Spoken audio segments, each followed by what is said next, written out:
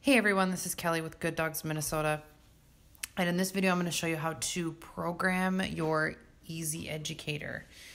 This is how I program the EZ-Educator for my clients,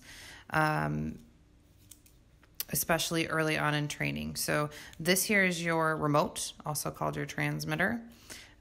You've got 4 buttons of stimulation here, 1, 2, 3, 4, and you've got your program on this side and your on-off button. This is your dial. Go up and down and change your levels. Antenna. Here is your port to charge with a small USB. And the little fancy red dot there is to turn on your receiver. This is a spot where you can actually put a belt buckle. Screw it in there. It comes in the box with your e-collar. Very handy. I do it with all of mine right away. All right, so when you first turn on your e-collar, so 1, 2, 3, turn on. The default mode is going to be each of these buttons set to do a different function. So we've got momentary or NIC, continuous.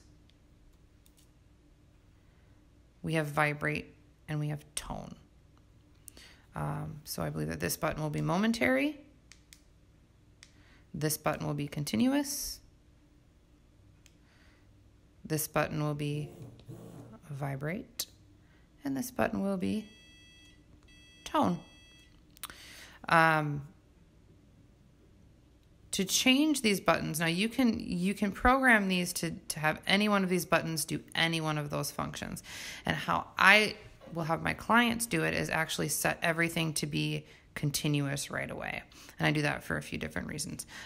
But how we change that is you take your program button, hold your program button, and then after you push down your program button, you're going to hit whichever button you are programming until you see the setting that you want. So program here, we have it momentary, and we want continuous. Now if I push this, we have continuous, and I push this, and we have continuous. So I'll go program again, vibrate, tone, momentary, continuous. So now I have continuous, continuous, continuous.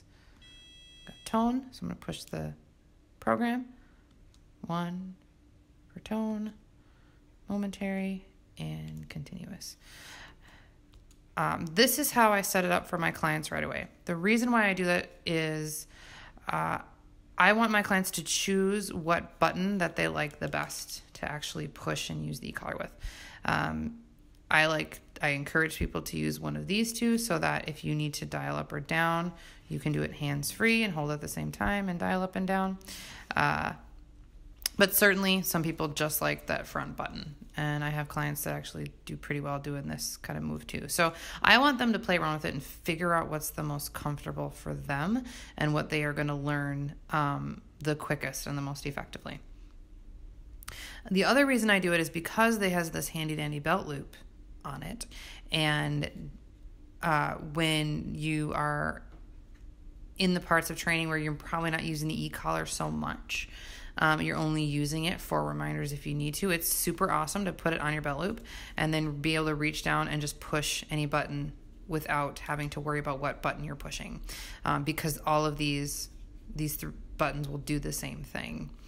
So that's pretty helpful, especially if you need to watch your dog and read your dog at the same time while pushing buttons.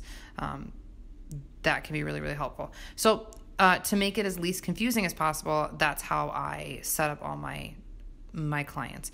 Later on, if I'm going to bring in vibrate, I would set it up and have one of these 2 buttons be vibrate, or I can have the client pick and let them choose. But this is how we would do it right away. And again, so you hold the program button and then tap through the settings, watching what setting it is. And again, we have momentary, continuous, vibrate, and tone. And those are all the settings. And that is how you program your EZ-Educator.